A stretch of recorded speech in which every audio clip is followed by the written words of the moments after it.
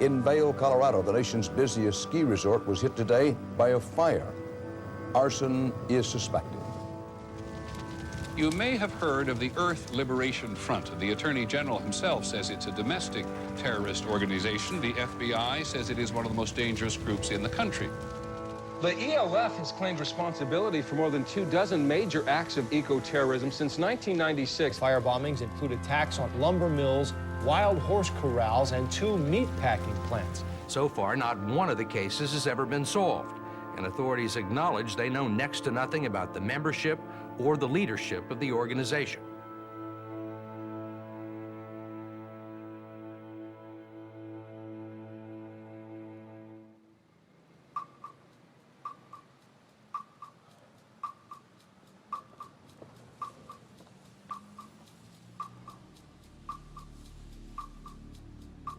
On December 7th, 2005, 4 federal agents entered my wife's office and arrested one of her employees, Daniel McGowan.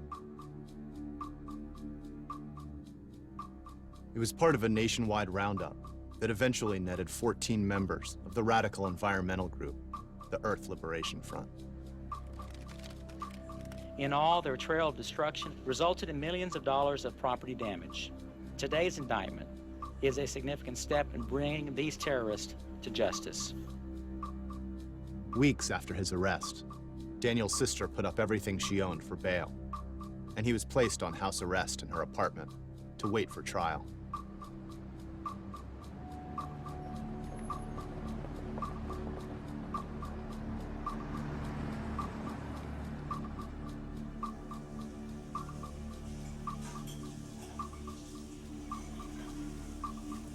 In 2001, I was involved with the Earth Liberation Front, and I was involved in 2 separate arsons in 1 year. I think like people look at my case and they think, what if that motherfucker burnt down my house? I think people think it's just a bunch of young crazies walking around gas cans, lighting shit on fire that pisses them off. Like, and then they think, what if I burnt things that piss me off? That's kind of crazy, you know, which it is kind of crazy. But I think people just need to understand that this thing is complex and it's not that simple.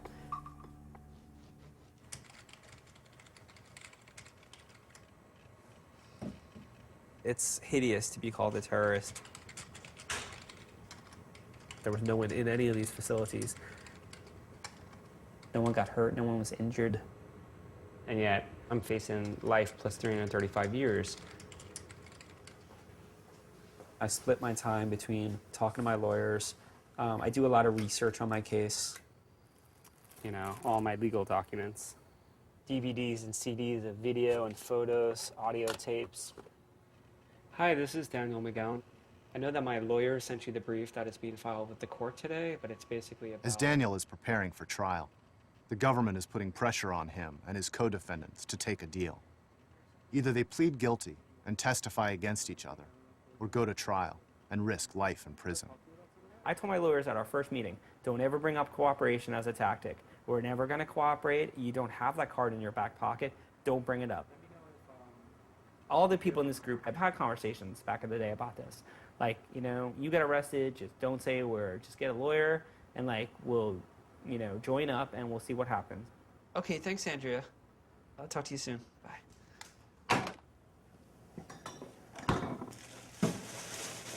My family's done a tremendous amount of stuff for me. I mean, letting me live here, but we choose to live our lives very differently. Like, I compost. I had never used a dishwasher in my life until I moved in here. And I try to not to impose my way of doing things on anyone here, but yeah, we have different ways of doing things. No, I don't think I need that because we paint every edge. All right. All right, bye. I'd be a liar if I called myself an environmentalist. I mean, I care about the environment, I think about the environment. I recycle, but I don't recycle every single piece of paper like Danny does. You know, when he came home from college, he lived with me in Rockland. One day I came home and he took the label off every single canned good I had because he was like, so obsessed with recycling. He was like, if we recycle, we have to take the labels off the cans. I said, but you took the labels off every can. I don't even know what I have in the cans now. I don't know if they're soup. I don't know what kind of soup. I don't know if they're peas or they're corn. And he's like, I never thought of that. It was like I opened my cupboard and there was just all tin cans. I got a call from Jenny, totally hysterical, upset, saying that some men came in and took Daniel from his job. My dad's first reaction was like, oh, I don't know my son anymore. And I think he was just in shock. It's funny, growing up, he wasn't the political kid that was fighting for anything. No, he was just a regular kid. Played with his friends, rode his bike. It wasn't like he, had this whole history. But, you don't know what's inside someone until they get older and they start to think about who they are. I was born in 1974 in Brooklyn. I moved to Rockaway when I was around 3, Rockaway Beach in Queens. It's like mostly, working class people.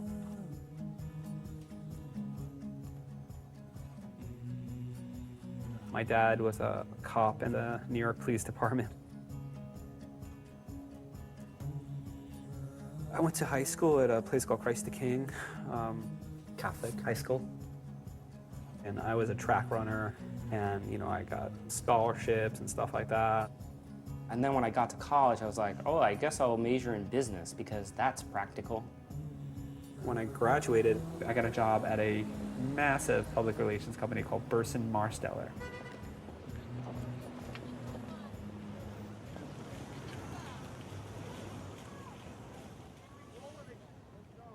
During this time period, at some point along the way, I ran into a woman collecting signatures at Union Square. She kept telling me about wetlands, the Wetlands Environmental Center. And that kind of was where it changed.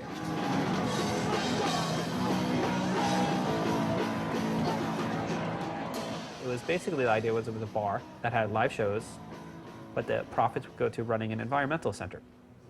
So I went to this meeting, and they played these films that blew my mind.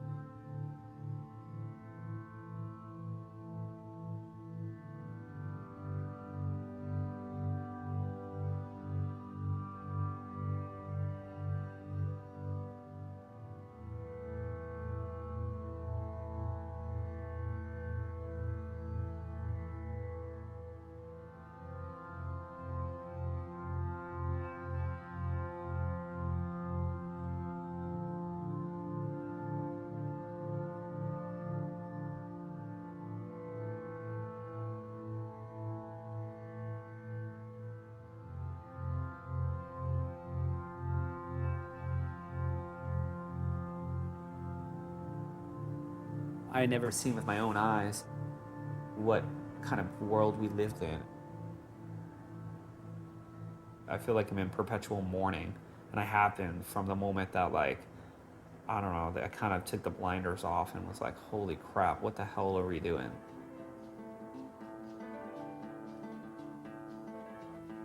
And I got involved pretty much instantly. I protested constantly. I did letter writing a lot. I did letter writing every week at Wetlands. I wrote hundreds of protest letters to all sorts of different agencies. And at the time they announced that there was going to be a national gathering in Crandon, Wisconsin. So I went. I was shy, city kid. I like nature as a concept, but I was never had slept outside before my whole life. I was 22.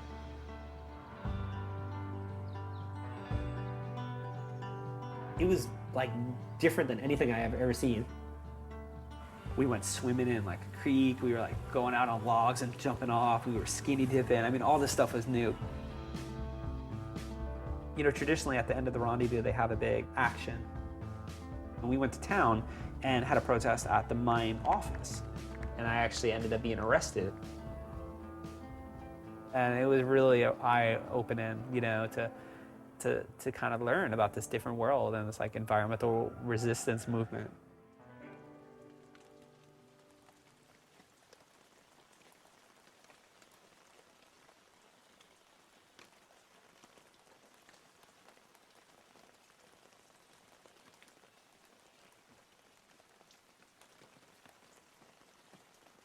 I'm a fourth-generation Oregonian.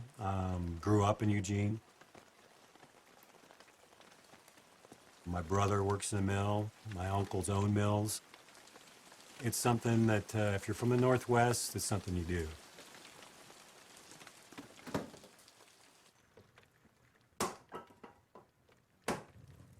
I think I met Daniel here in Eugene.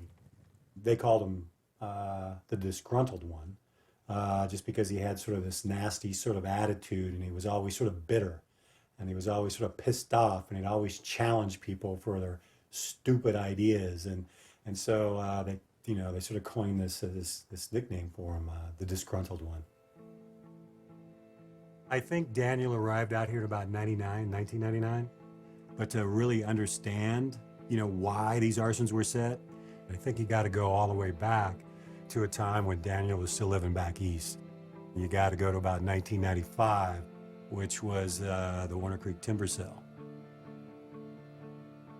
Well, Warner Creek's about 50 miles east of Eugene, and it's probably one of the most beautiful places I've ever been. And in 1995, the Forest Service decided to open it up for logging. People went up there and created a blockade on a federal logging road to try to prevent, the logging of this place. So we created a documentary called Pickaxe, which is the story of Warner Creek. There's more vehicles on the way, over. One grader followed by one Dudley.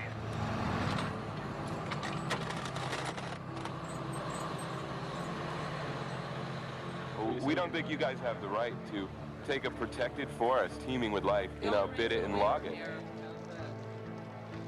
For a long time, people were fighting the Forest Service through like holding signs, letter writing, sort of a hippie type approach to protest. But there was this new kind of protest that was becoming popular. People would call it sabotage or monkey wrenching. They would glue locks, they'd pull up survey stakes. They would maybe put sugar and gas tanks at bulldozers. At Warner Creek, just a simple little blockade turned into an all-out assault on the only way in to that forest. Protesters dug a series of trenches to keep logging trucks from getting to the forest. And then they built the wall. It looked like an old fort from the Wild Wild West, and it had a drawbridge, and it was really a cool blockade. We're drawing a line in the sand, and you can't come in here and destroy this place. And they stayed up there for about a year.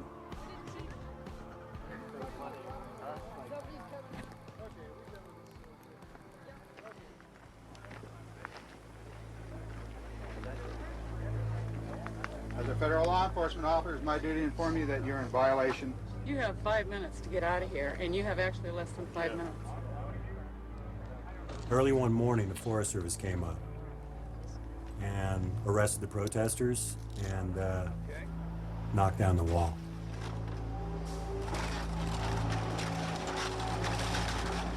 That created a lot of bitterness toward the Forest Service.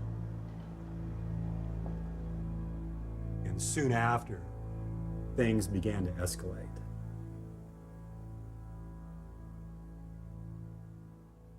The first time I met Jacob Ferguson was at Warner Creek. He was sort of a cool dude. He didn't say much. He just did a lot of work. But I think it's really hard to know Jacob Ferguson unless you're on the inside of Jacob's life. This is the house I moved into right over here. And right at that time, Jacob Ferguson was living right over there. But Jacob was a pirate. He was definitely an outlaw.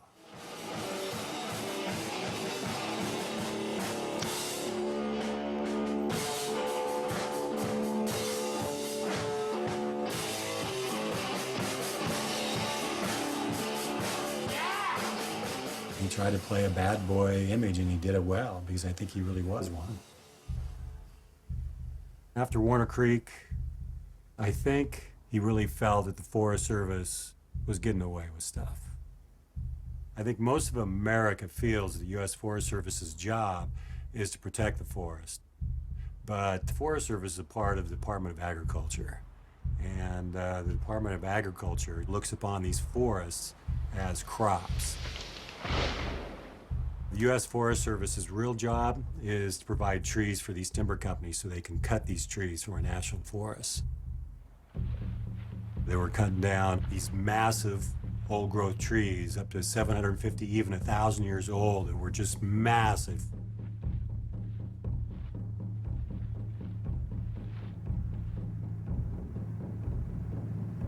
But I think Jake was tired of the talk. He was tired of just, the philosophizing.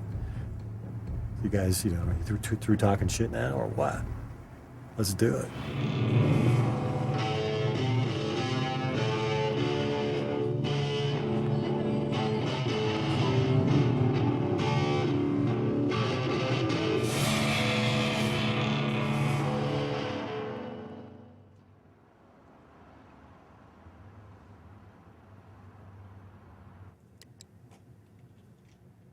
This investigation was the largest domestic terrorism case in the history of the United States. And the very first ELF action that occurred in the United States occurred at 2 ranger stations in the District of Orion. Mainstream, legitimate environmental activists were absolutely shocked and disgusted with the fire. And they saw the burning of the Oak Ridge Ranger Station as a public relations disaster. In the months after the ranger station fires, there was a split within the environmental movement. In Eugene, which was quickly becoming a hotbed of activism, a growing community of younger environmentalists cheered on the arsons. But most environmentalists argued that in a democracy, public protest was still a better way of making change. In the summer of '97, just a few months after the ranger station fires, an event took place in downtown Eugene that, for many, shook up the debate. There was this place downtown. It had 40 old heritage trees, just beautiful. And they were going to put in a parking lot for Symantec, this big corporation next door. And they were going to cut down the trees to do it. Activists began mobilizing to save the trees. But as they prepared to take the issue to the next city council meeting, the city suddenly announced that it would cut the trees one day before that public hearing. On Sunday morning, about 2:30 in the morning, about 11 people went up into the trees to prevent them from being cut. We just went and did it, hoping that we could stave off the cutting for one day until that public hearing. Just for one day, so the citizens could talk to the city council the next day about saving them. They came in right away wearing riot gear and gas masks and stuff like that. So bang, bang, bang on the door at 8 in the morning. Some kid says, get out there, they're pepper spraying them in the trees, get your camera, you gotta get there. I mean, they're pepper spraying them right now. Hang in there, Jim! They came up in a fire truck bucket and they cut my pants leg up to my groin so they could spray my leg with pepper spray. Cutting, their pants and pepper spraying them in the ass and pepper spraying them in the balls, and while they were hanging from the limbs 40 feet up. People were on the street looking at this and going, what the fuck do you think you're doing? And so people were radicalized. They started jumping on the fence and going, quit that shit. They're tear gassing the crowd and pepper spraying the crowd. It was just crazy, frantic scene that day.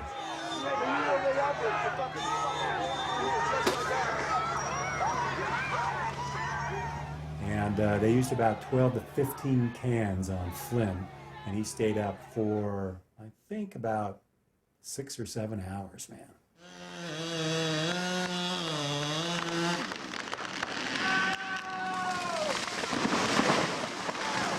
And then they flushed me with a bunch of water, took me to the hospital, and then took me to jail. And so for the next 35 hours, I was soaking in pepper spray. My hands were orange for a week. And so the argument that you need to work within the system was pretty well dashed by what the cops did on that day in Eugene. And June 1st was really the day that pissed off a lot of people in this town.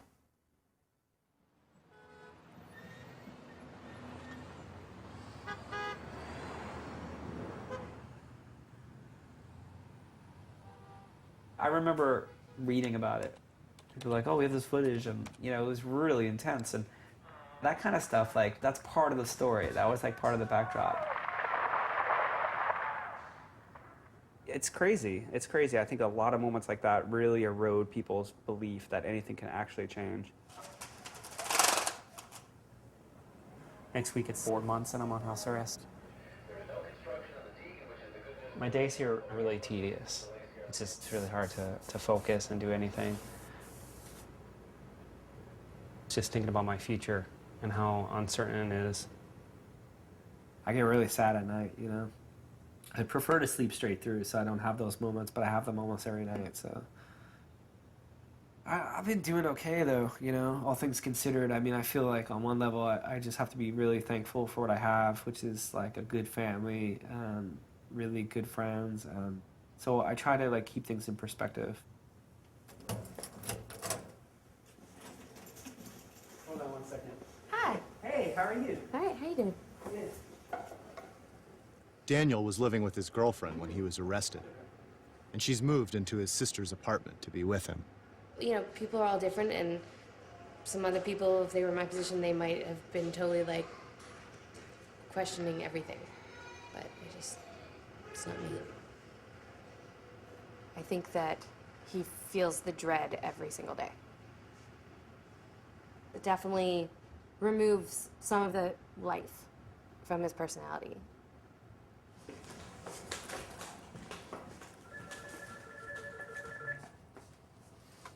Hello? Hey, what's up? How are you? Wait. So wait, I'm sorry. He's cooperating to the full extent?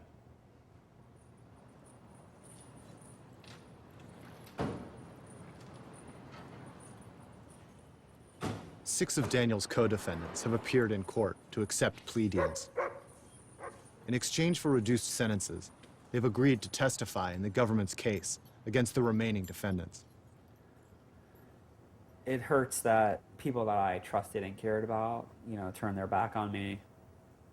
To be a cooperating witness, it's something other people can do. I'm just not going to do it because I just have to live with myself, and I'm not going to be that person and start spewing out crap just to like get myself out of a situation that's not very pleasant. So.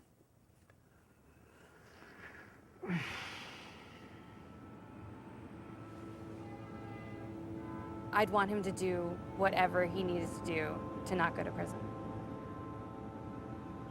But I would never want him to compromise his values or beliefs.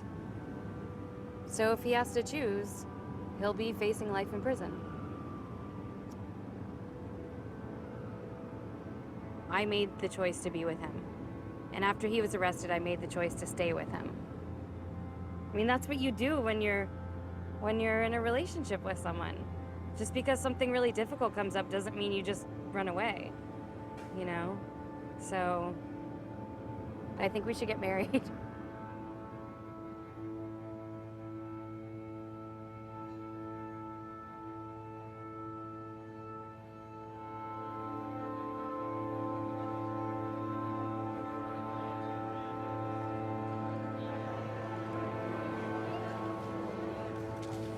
Daniel, I've seen you with Jenny, and you're wonderful with her.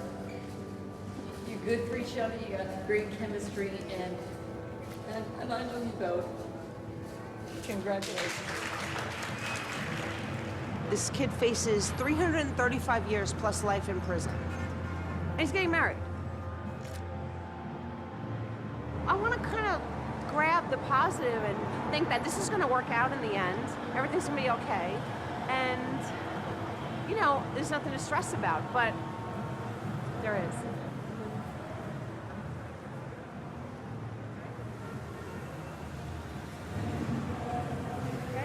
Oh, if it isn't my sister. How are you? How are you? Perfect timing. Oh, freaking hot. That's why I'm out here. Let me see your ring. Oh. Mine's nicer.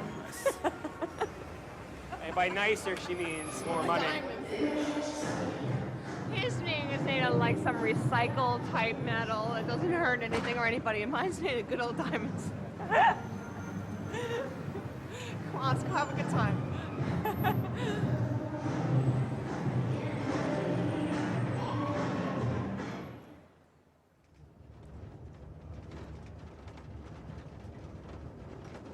It's easy to discount the environmental movement as a bunch of wackos and hippies and arsonists, but it's not like that. There are businessmen and you know, moms and dads and scientists and loggers themselves. There are people from every walk of life that get involved in this.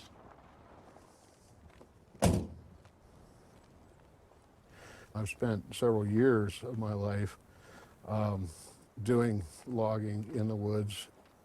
I come with a little different perspective than a lot of the, you know, the environmental crowd or the, you know, the logging crowd. I've got a little of both in me. I'm okay with cutting down trees. I just don't have an issue with it. But I'm not okay with cutting them all down. The industry tends to call the environmentalists radical. The reality is that 95% of the standing native forests in the United States have been cut down. It's not radical to try and save the last 5%. What's radical is logging 95%. This is radical. Well, this is a piece of a big old tree. This tree probably sprouted just about the time Columbus sailed the ocean blue. It looks about 500 years old, somewhere in there. You know, the suckers, if they could talk, probably say have been pretty boring up until about 75 years ago when all hell broke loose out here on the ridge, and they started cutting them down. Most of them are gone now, so we won't be seeing any of these for at least another 500 years, and that's if we leave them alone. These are amazing old trees.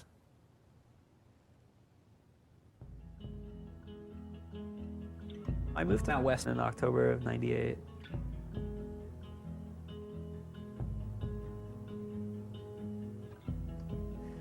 I got out to Northern California. I had never seen trees like that before. It had a really profound impact on me. I was already quite radicalized, but I couldn't believe the fact that people accepted what was going on.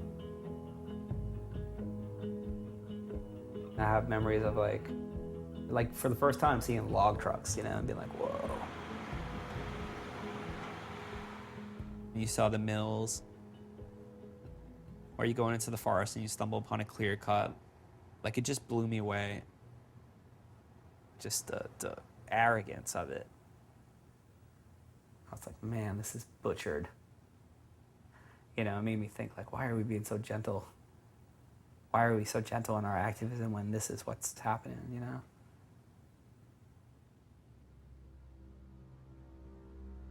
After the ranger station fires, Jake Ferguson and members of the fledgling ELF set their sights on new targets. They came across an Associated Press article about the rounding up of wild horses from government land. The horses were being sent to slaughterhouses, including the Cavell West plant in nearby Redmond, Oregon. There were so many horses being processed at the plant that horse blood would sometimes overwhelm the town's water treatment facility and shut it down. And for 10 years, people from the area had tried and failed to stop the plant. But on July 21st, 1997, Jake Ferguson and 3 others slipped into the facility in the middle of the night and burned it to the ground. The company was never able to rebuild, and the arson became a model for the group. In one night, they had accomplished what years of letter writing and picketing had never been able to do. They expanded and took on new targets. They burned timber company headquarters, a Bureau of Land Management office, and a $12 million ski lodge at Vail, Colorado, to protest the resort's expansion into national forest. An ELF press office was opened by activists who did not know the identities of the ELF members. How do they contact you? Anonymously. But I mean, what is that, like a package dropped on your doorstep? They publicized the fires and explained the group's actions. When a building burns down, they have to do a news story about it. That's why the Earth Liberation Front burnt down the building in the first place, to get exposure. We were there to help explain why that building burnt down, what it was doing in the first place that was angering people so much. A lot of what the Earth Liberation Front did was considered economic sabotage. These corporations exist to make money. All of a sudden, they're losing money, so they have to reassess their activities. Another thing that happens is that the building that was dumping toxic waste, for example, into the river one day, is unable to dump that waste tomorrow. The press office encouraged people to start their own ELF cells, but mandated that their fires not harm any life. Take initiative, form your own cell, and do what needs to be done to protect all life on this planet. The idea spread, and new anonymous cells popped up in other parts of the country. The Earth Liberation Front is turning up the heat again, igniting devastating blazes all across the country. A biology lab at the University of Minnesota. Bloomington, Indiana. New York's Long Island. Now some say ELF is in New England.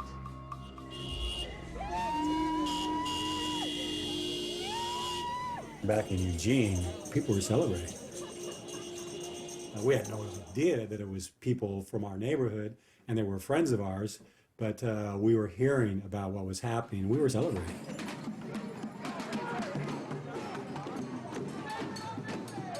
I don't think it was just the ELF that started ratcheting things up. I think activists all over the Northwest were also kicking it up a notch. They thought there was a possibility of really making things change. Just have to work at it a little harder and be a little more radical.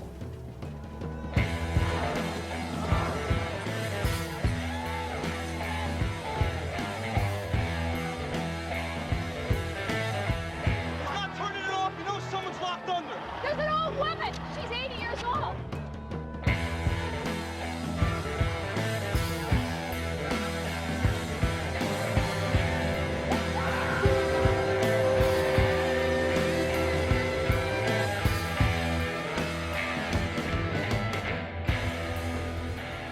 There was a sort of progression of radicalism that happened in Eugene. And so the police were also amping up their presence because we were amping up our presence. Literally, we were having 2 protests a week, major protests. And so you can imagine what law enforcement went like. I was doing undercover work around the Eugene area. We were looking for some of these individuals that were causing mayhem around Eugene. I think it was well known in the movement that they could probe and push and get us to react in a way that oftentimes didn't look very good.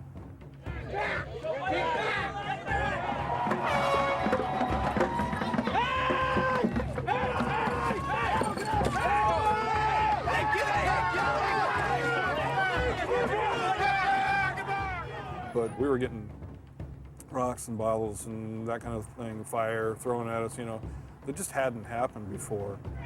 Out of the street! You fucker! To say that emotions don't play into that would be folly. I mean, that's not true. It is personal to take a rock.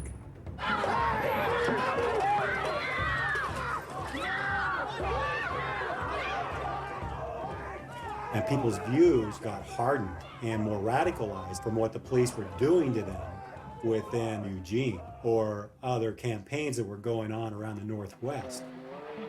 Are you going to release? Why are you doing this to us? Okay, are you going to release? Who's going to release? Go ahead.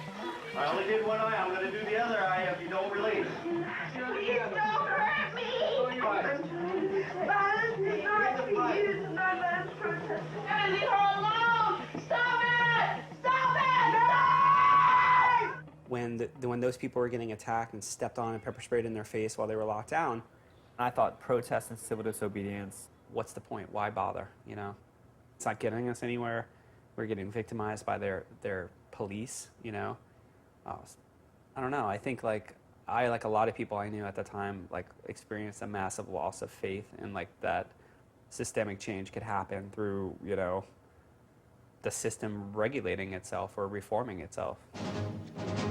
Good evening. When the World Trade Summit was planned for Seattle, the administration obviously hoped it would be a triumph for Bill Clinton in the closing months of his presidency. Instead, it's been a nightmare of protests and demonstrations in the streets. In 1999, tens of thousands of people converged on Seattle to protest the WTO and its effect on the environment and labor. They blockaded the streets using nonviolent civil disobedience.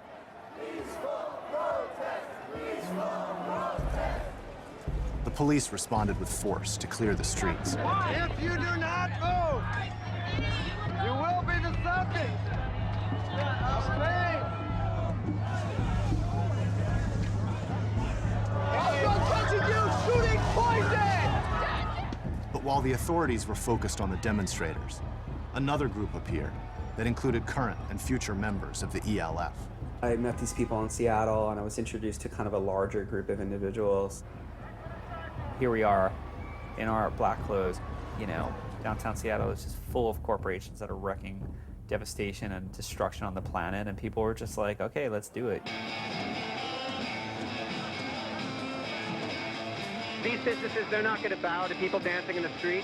They're not going to bow to people dressed as, you know, giant sea turtles or so on. They care about one thing. They care about capital. And unless we put a dent in their pocket, what good is it? How are we going to do that? How are you going to put a dent in their pocket? Hopefully by causing property damage.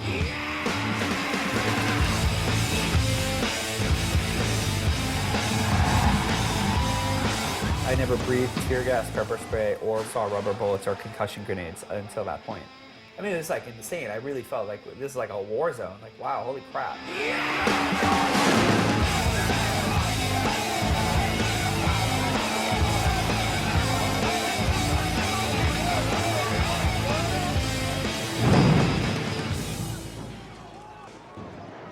It felt good to take out my rage on these corporate windows because they had caused so much destruction in my mind.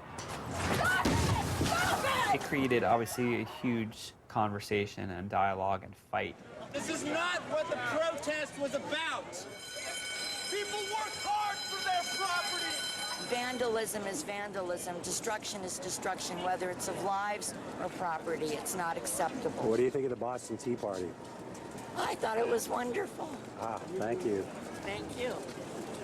50 cents, read all about it. I think people have a very Pollyanna viewpoint of social change. No real social change has happened without pressure, without force, without, some would say, intimidating governments and corporations into changing their behavior.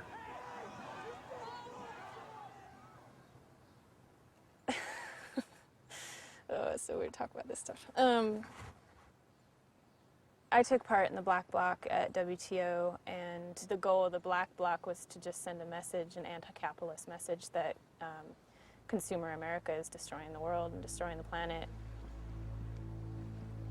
And that was the first time we met a lot of other people that ended up being involved in the arsons.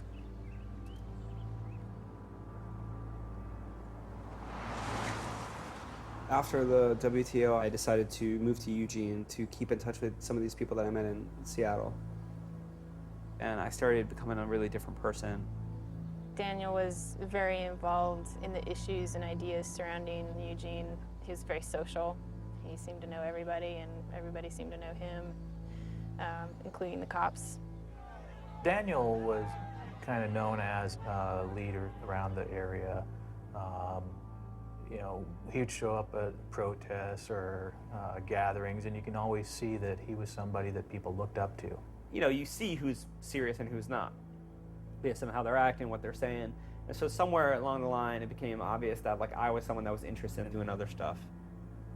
I met Jake in the neighborhood.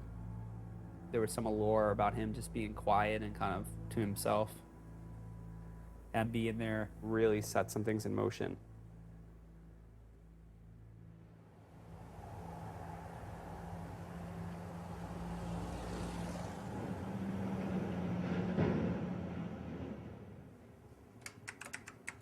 The more radical environmental community have, in my opinion, a misconception about this industry and what we do.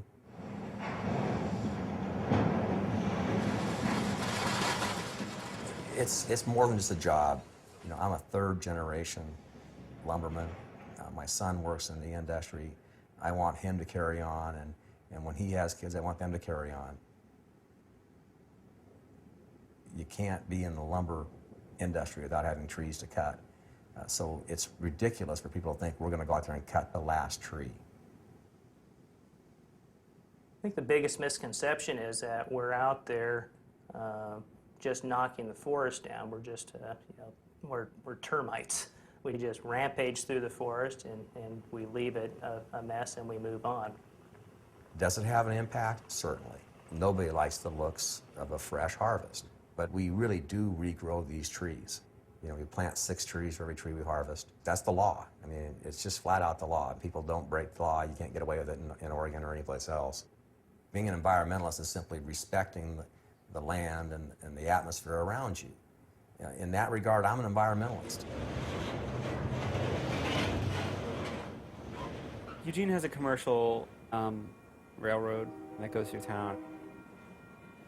You know, it wasn't uncommon to see just like plywood after plywood and company names, stamped onto it. That's definitely how I heard about Superior Lumber, just by seeing their half-mile long train full of forests go by.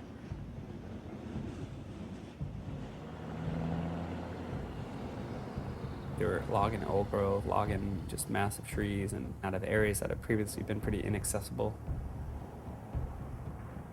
Sometimes when you see things you love being destroyed, you just want to destroy those things. So I felt like the action was justified.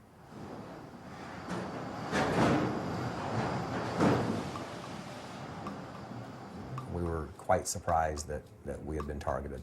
I believe I was invited to participate in Superior Lumber by Meyerhoff to be a lookout along with Suzanne. But I met Jacob and Kevin right before the action, Kevin Tubbs.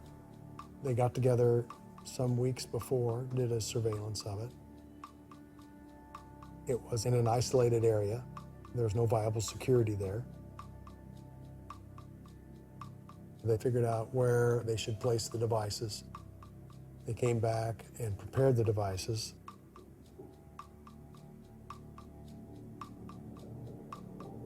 Put them in plastic Tupperware containers, made sure that the containers were fingerprint-free, DNA clean. They always wore gloves. I felt nervous from the get-go. For one, I was staying in this house where everything was stored, and it was someone else's house that didn't know about the action. On the night of the arson, they drove to the staging area. They put on their masks. They did radio checks. They had a police scanner. It's positively nerve-wracking. I used to get really sick before actions and throw up and just get nervous and just in a zone, I mean, I think you have to get, when you're doing something that intense, even as a lookout, you're just freaked out because you just don't know how anything's gonna go. I was in the back of the van, and I was actually kind of by myself in the back of the van, so I was just kind of thinking to myself, and I think Kevin and Jake were in the front of the van, and they were just listening to music, and so it was fairly relaxed. People weren't really talking a whole lot, but your adrenaline's going. Ms. Savoy and Mr. McGowan were the lookouts, and they staged north and south of the building. I was stationed at a payphone. Everybody else was dressed on all black because everybody wanted to blend into the night. However, I dressed, in somewhat darker clothing, but I looked fairly normal. I just had a scarf that I could wrap around my face in case somebody passed by. And then I got dropped off kind of on the side of the road, and I just kind of crawled into this space, this shoulder, with a bunch of ivy. Mr. Meyerhoff and Mr. Ferguson then placed the 5-gallon fuel containers and activated the timing devices. It was done within, 15 minutes, and I got picked up, and away we went. It was somewhere between 2 and 3 a.m. when I was home, sound asleep, and I got a phone call. And of course, anytime you get a phone call at 2 a.m. in the morning, it's not good news.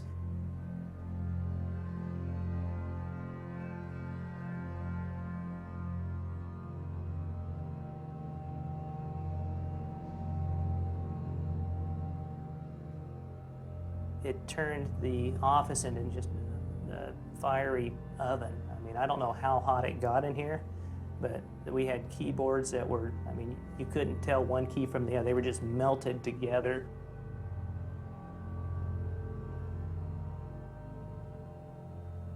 I went up to Portland and wrote the communique and sent it in. Even then, it wasn't real. It was just still kind of this cartoonish thing.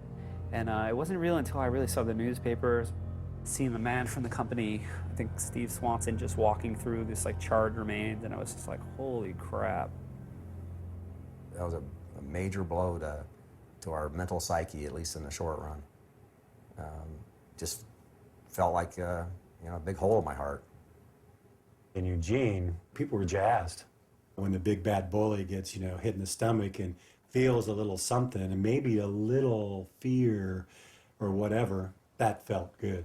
It was exciting. The next day I felt, like, wow, I've actually done something where it stopped.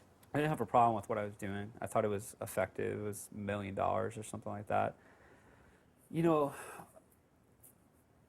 It's like when you're involved with it and you're in the thick of it, it's hard to look at like all the consequences and like the real repercussions of that. Like, did this action push them in a better direction? Did it scare them? Did it help the movement in any capacity on old growth logging?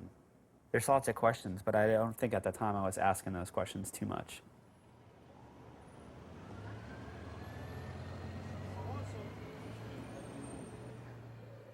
Yeah. Totally. All right, well, that's great. I guess I'll see you in a little bit. Okay, bye. Yes. Awesome. All right, this is great. I'm off the system. I am off house arrest, technically, right now. Hey, I'm off. Sweet. 7 months and 2 days. With 7 months of good behavior, Daniel's lawyers have convinced the government that he's not a flight risk. What do you think about that? I think I'm gonna stay in tonight. No, I'm joking. Are you kidding me? I don't care how tired I am. We're doing something.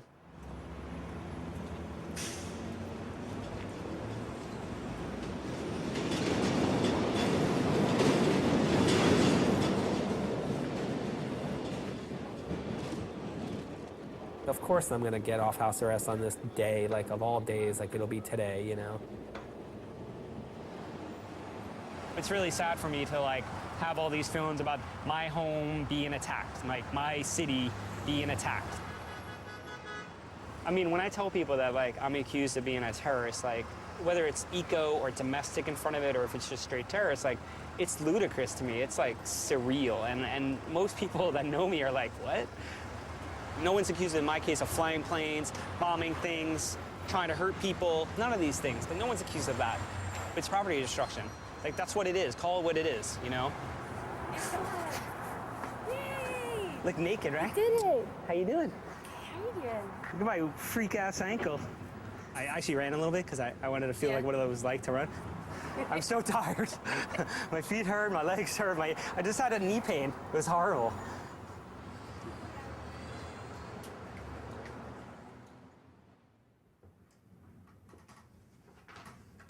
As time went on, the cell members had to become better and better and better at their craft, and their craft was destruction. And so they started what was called the book club. They would train one another on how to build incendiary devices. And they would go out and test all these things. So they knew how long it would take, at this time of night, in this kind of weather, how long will it take for this thing to ignite? What type of fuel would work the best? They wouldn't buy all the ingredients from the same store. Even if the same store had the 2 or 3 items that they need, they would go to a completely different store, 30, 40 miles away, so it wouldn't ever be tracked. It was called the book club because they also utilized certain codes. At the meeting, they were told this is the book we'll be using, and then you'd have to use your book that would associate what page number, what line number, what word number, and that's how you would decode the message to tell you where to go. Some of the members of the book club then were more well-versed in computer sciences, and they brought in PGP encryption and showed the other members how to do that. There was a lot of like having good covers for why you're leaving town, why you're not leaving, you know, where you're going, having really good stories that made sense, that were consistent, that you told everyone, your job, your family, everything. Not dressing like activists per se. We didn't really look like what you think we would look like. I mean, if you saw people walking down the street, you would never think, that's the ELF. It made a lot of sense of why there wasn't any evidence, why they weren't caught sooner. They were really good at what they did. In May of 2001, members of the ELF launched an attack against 2 sites at once, a first for the organization. The first target was an office at the University of Washington, where a scientist was doing genetic research on trees with a grant from the timber industry. The second target was the Jefferson Poplar Tree Farm, where the group believed that genetically engineered trees were being developed for paper production. In the previous arson, Daniel had been a lookout, but this time he took a much more active role. They rented a motel room. They set up a tent inside the motel room. They put on painter suits, triple thick gloves. They made the devices. One team went to University of Washington, and the other team traveled down to Claxonine, Oregon, to Jefferson Poplar Farms. Clatskanai is a really small town. We're desperately trying to avoid a traffic stop because it's just like we're pretty much screwed if we got stopped. There's way too many people in the car dressed in all black. The driver of the vehicle was Miss Savoy. Miss Zacher served as a lookout. And then the 3 men, which was Mr. Meyerhoff, Mr. McGowan, and Mr. Block, took the fuel loads and the timers to the targets. We check that no one's there, like climb around, look around, no one's in there. We've been there previous, no one's there. The cleaning ladies are like much earlier. We set up all the devices and all the buckets. They put little tubs full of fuel underneath the vehicles, and they put soaked rags, and they'd run the rags from vehicle to vehicle to vehicle. And the towel just goes and it goes and it goes and it goes, and it's tied together, and there's sheets, and it's an absolute mess. They were careful to take the trucks with the fuel tanks, fill the beds of the vehicles with fuel. I'm standing there, I'm drenched in gasoline. We're about to burn 13 huge SUVs, and I was just like, what am I doing? But we take spray paint. Myself and another person go out to this shed, and I write ELF on one side in like pretty huge letters, and the other person writes, "You cannot control what is wild."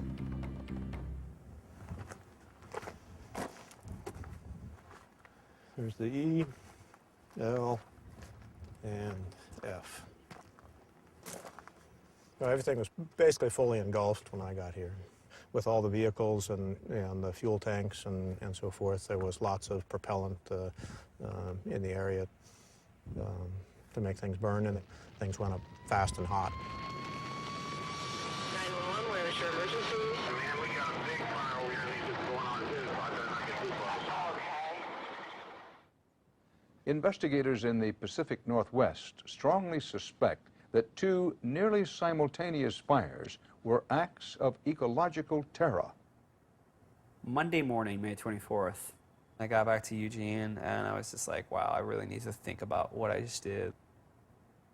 Just seeing, absolute ruins, and realizing that like all people were going to focus on was the fact that things were destroyed and that the issues are being lost, and all they care about is catching the people that did it. They're talking about Jefferson Poplar, and then they're talking about University of Washington. So finding out what eventually happened at University of Washington, the massive destruction to a library, not just the professor's office that was involved in this sort of research, but the Center for Urban Horticulture. I was like, this is too much, too fast, too big. What am I doing? Not only had the fire at the University of Washington gotten out of control, they also discovered that the Jefferson Poplar arson was based on faulty information. It turned out that while the previous owners of the property had been involved with genetic engineering, the new owners only had hybrid trees, developed using farming methods that have been around for hundreds of years. It's hard to really justify it in hindsight. Nobody would have targeted that facility had we known that there was no genetic engineering going on there at the time. So it left me with a really bad taste in my mouth, kind of like, wow, look at this huge, intense action, and look what happened in Washington, and like, am I really ready for this? Like, this is super serious and super big. We went to the meeting a few weeks afterwards, and I was like, this is too much. Some members of the group were questioning the actions, but there were others who felt they hadn't gone far enough. Some of them decided that they wanted to target basically captains of industry, target people now, not just property. The last circle meeting basically cleaved between people that were seemingly wanted to talk about it, not even like plan it, but they were like, we should talk about it, and the people that were repulsed by it. And really, that like ideological divide is what ended it. That was it.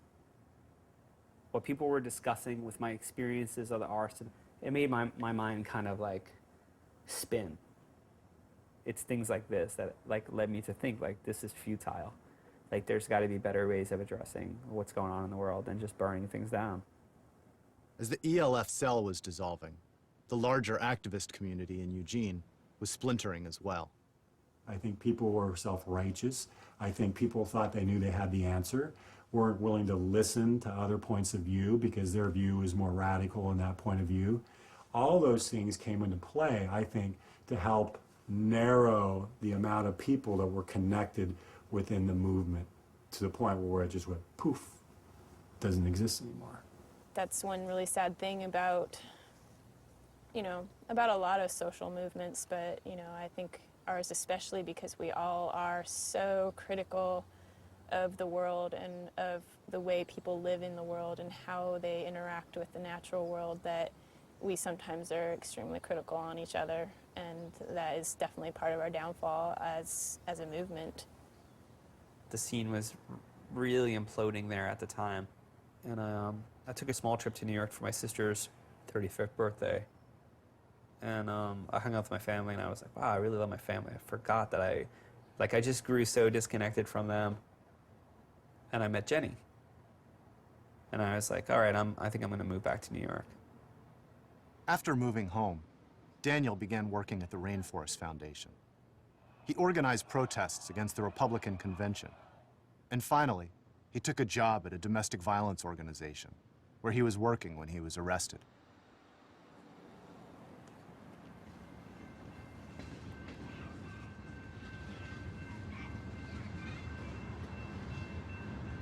The ELF fires in the Northwest had stopped, but the government continued to work on the case. We had a war room, basically. It was a situation room, and we worked it and worked it and worked it. We had diagrams all over the walls. We had our flow charts, and we had our pictures of all our target suspects up there. What's different on TV that's not realistic is that everything's solved in 50 minutes, and that's not what happens here. 3 years after Daniel moved back to New York, the government had still turned up no viable suspects. We came together and decided that we would take a cold case approach on one arson to see if we can turn any suspects in that particular arson. And the arson we chose was one that occurred in the city of Eugene, and it was the Joe Romania Truck Center arson, wherein which 35 SUVs were burned to the ground.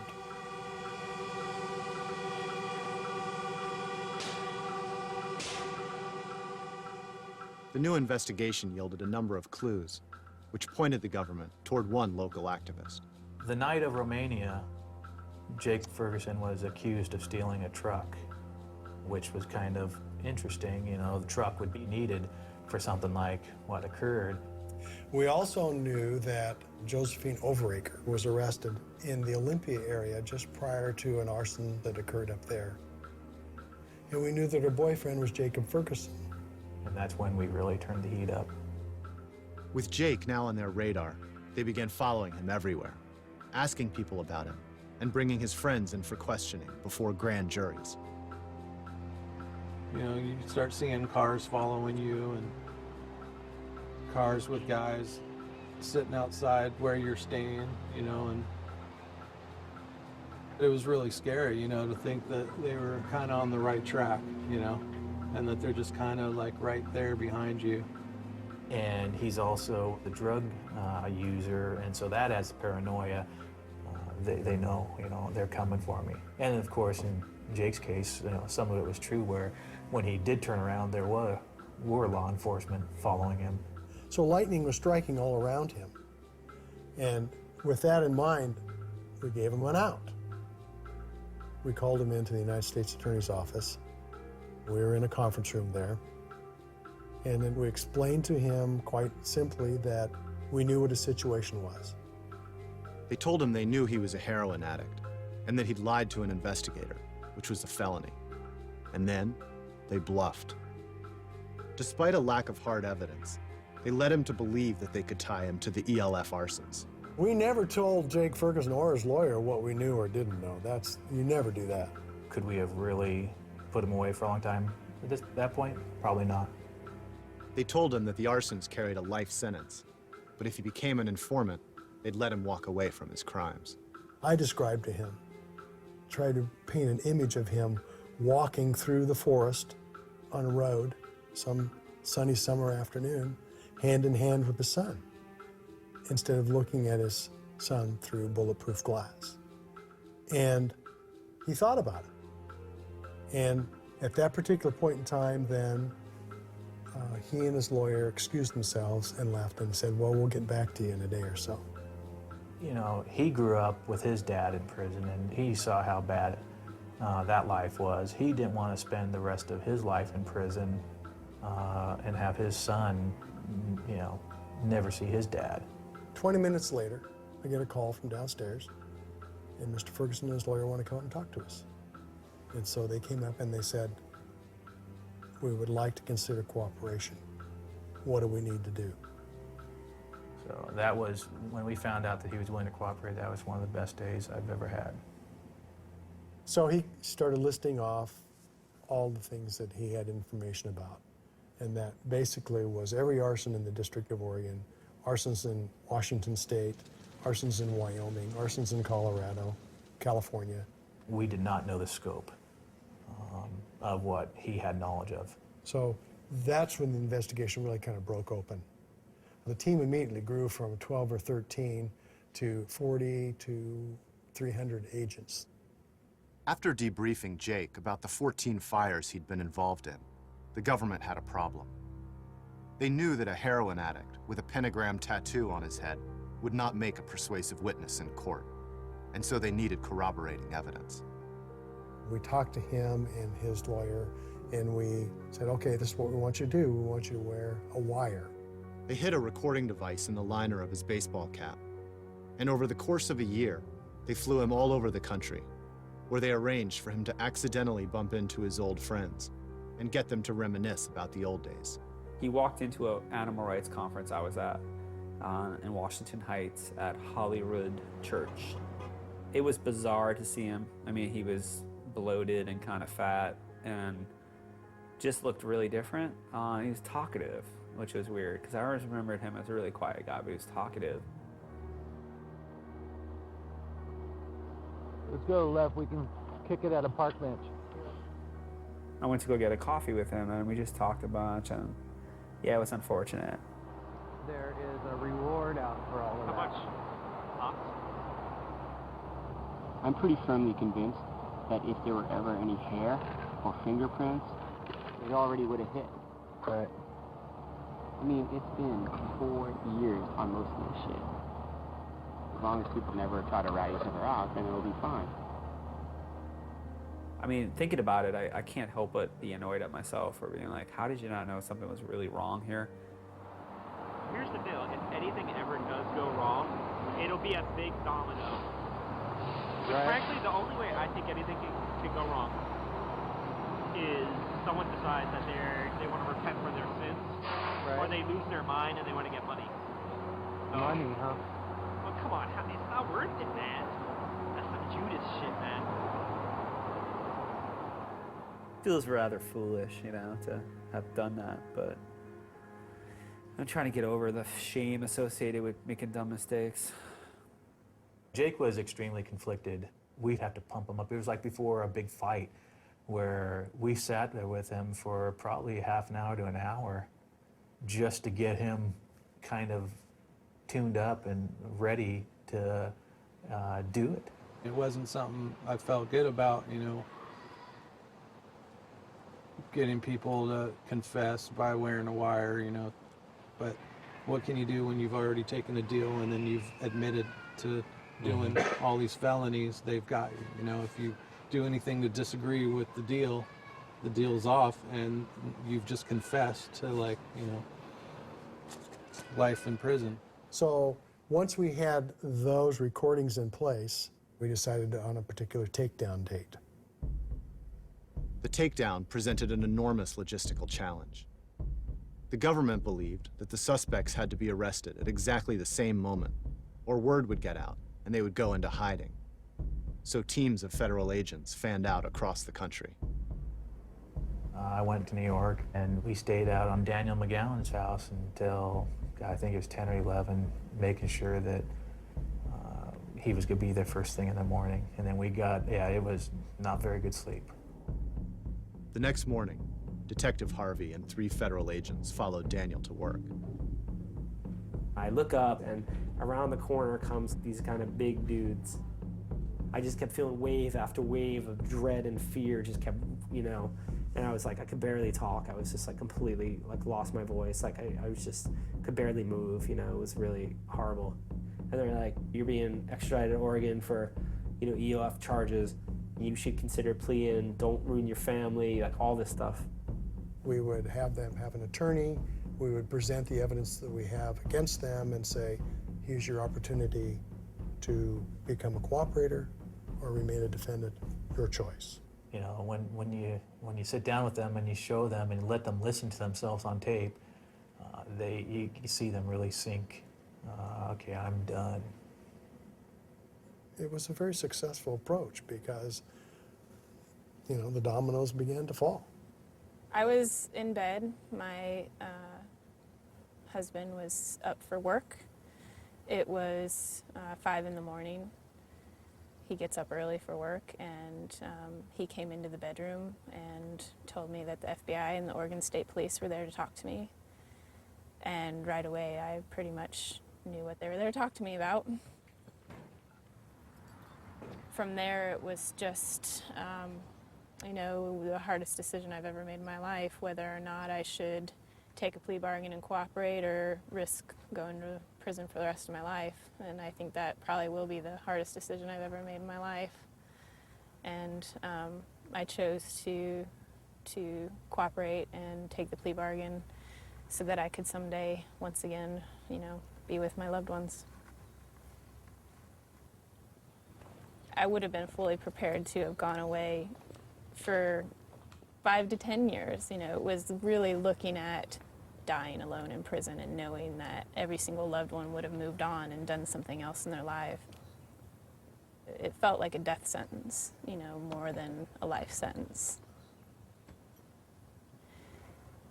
People can judge me for the decisions I've made, but until you've been in that position, it's, you know, it's really hard to know what you would do. I never in my life thought I would be cooperating with the FBI. I always thought that I would be able to stay strong and stay true to my values and my beliefs. And, you know, I guess sometimes you aren't as strong as you think.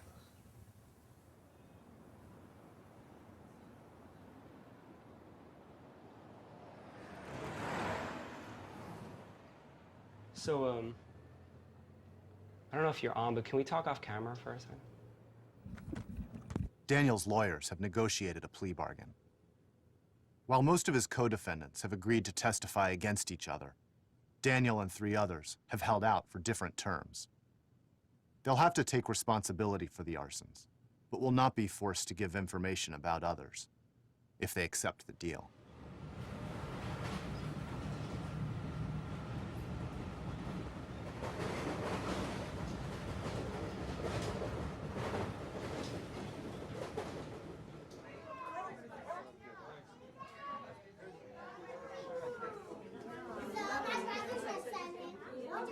Wow, you are a big girl. Happy birthday.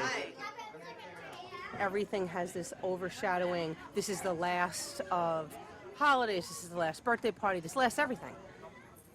It's funny, he's not really a big materialistic person, but he bought her a lot of gifts this year. And I said to him, you didn't have to go through all this trouble. And he said, this might be the last time I can, you know, really ever give her gifts and be here. So that was kind of sad. I don't know. He's got some serious decisions to make. and they suck. No matter what you choose, they suck.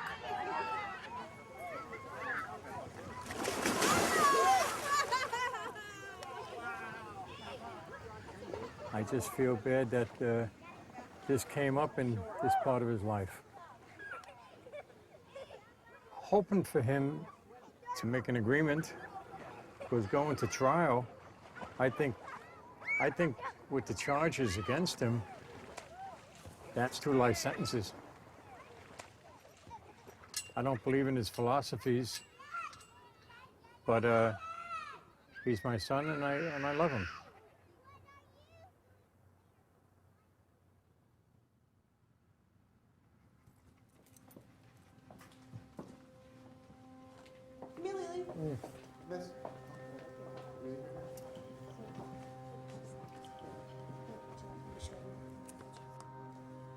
So cool.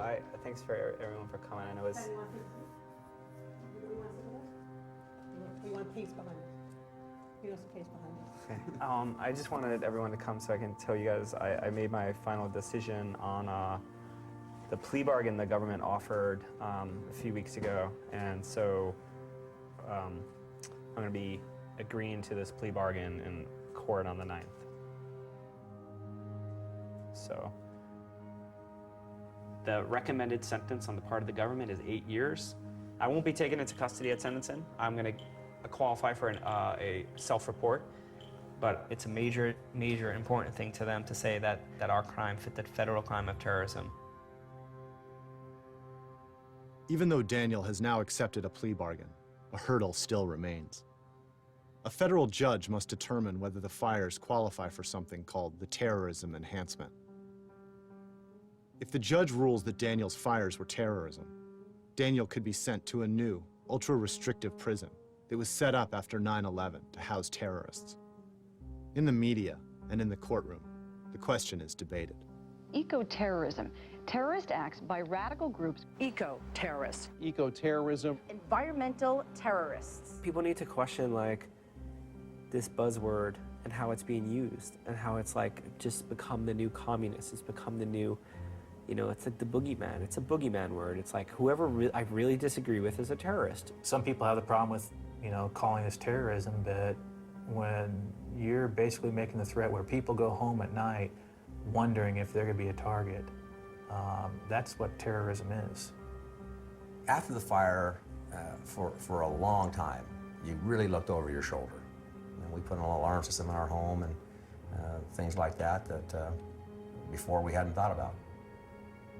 Being a New Yorker with experiencing such serious terrorism firsthand is like, how are you going to call someone who sets fire to an empty building a terrorist? It's just inappropriate in every way, and it's an insult.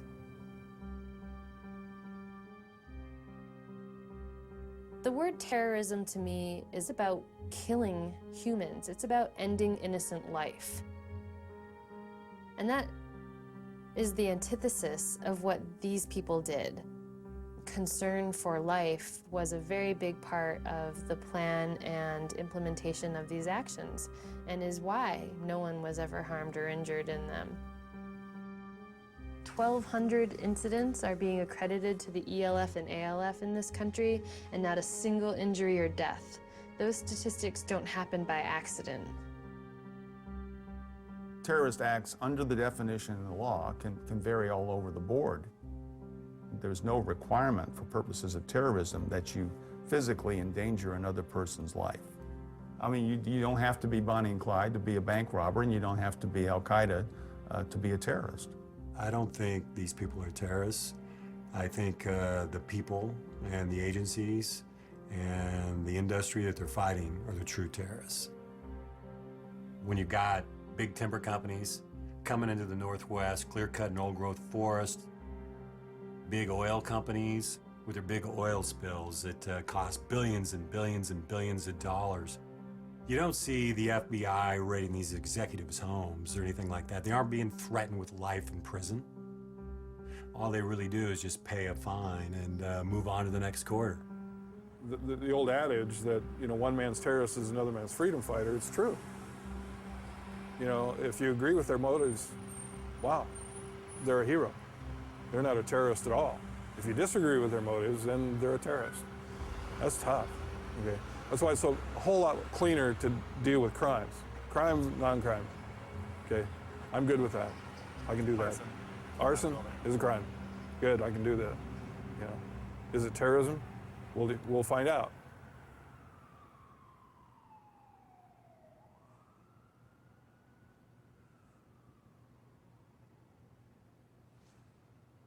You know, I ordered a book about doing time in federal prison written by a lawyer who did time, and I'm very, you know, getting very prepared for the whole idea, but that doesn't necessarily make it any easier, you know?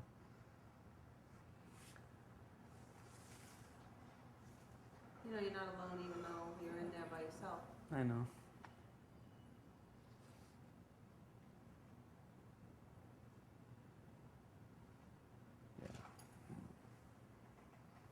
Just, I don't know, it sucks.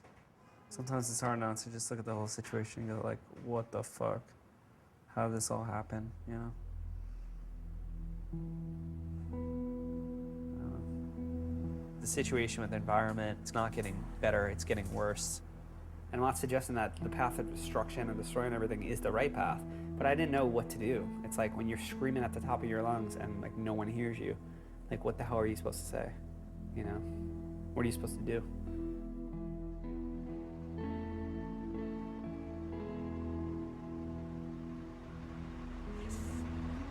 Going to the courthouse?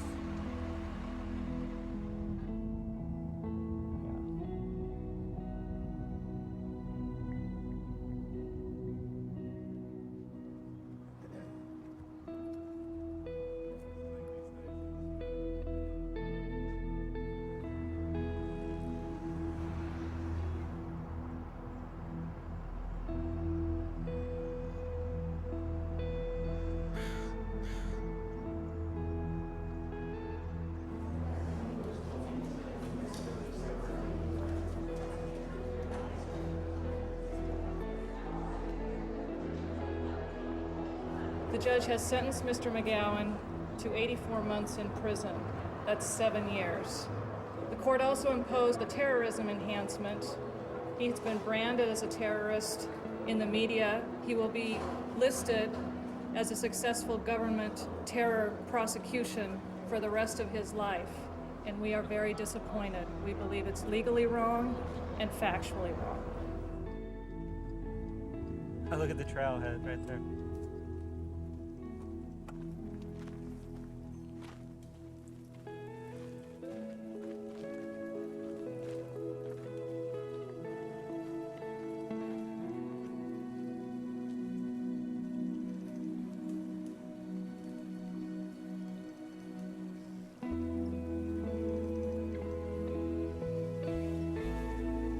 Oh my God, it fell from there.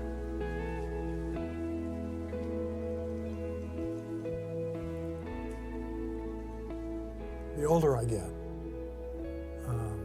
the more circumspect I become.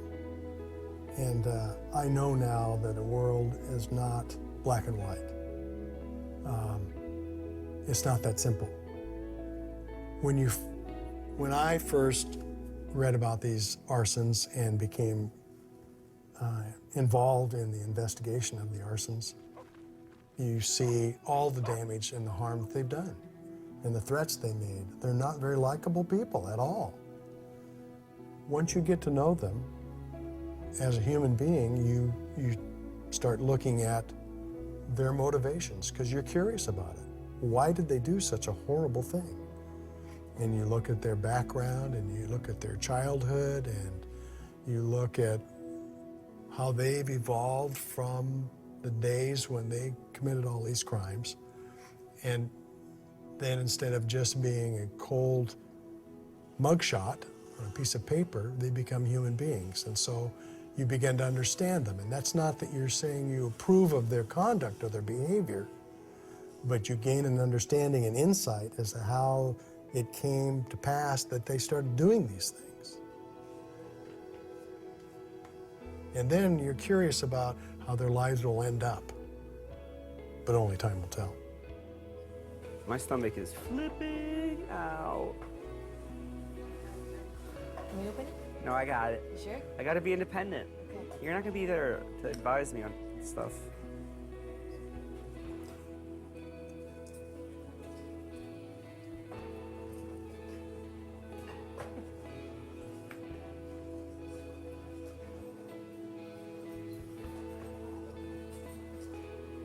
I'm in your corner. I know. Thanks, Pop. See you. Thanks for everything. I'll see you later.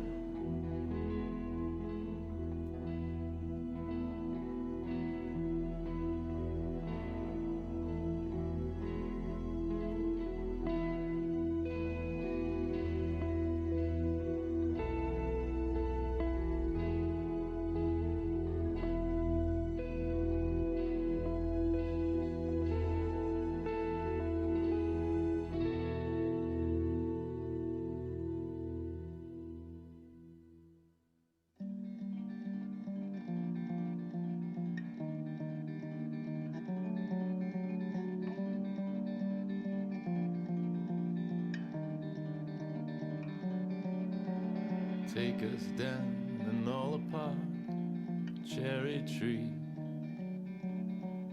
Lay us out on the table.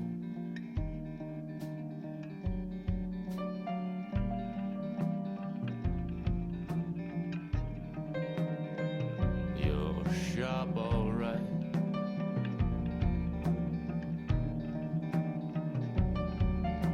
But no one is asking, so leave it alone.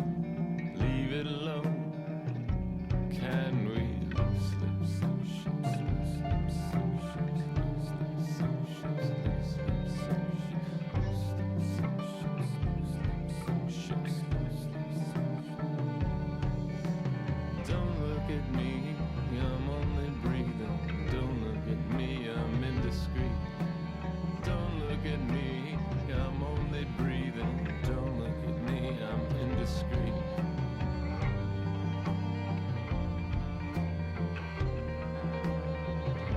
Can we show